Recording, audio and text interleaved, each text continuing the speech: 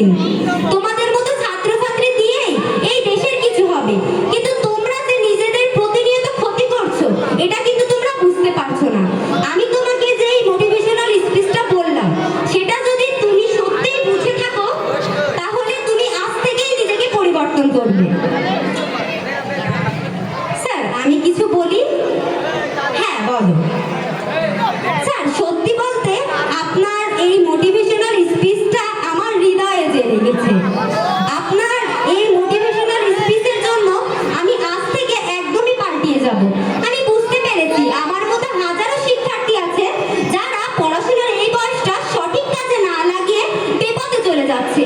এই জন্য এই দেশে হাজারো মেধাবী স্টুডেন্টরা ক্ষয়ে পড়ে যাচ্ছে। আপনার কথাটা আমি মনে রাখলাম এবং আজ থেকে আমি পড়াশোনায় মনোযোগ দেব। আমি যে তোমাকে বোঝাতে পেরেছি এই জন্য আমি সার্থক। ধন্যবাদ সবাইকে। ধন্যবাদ।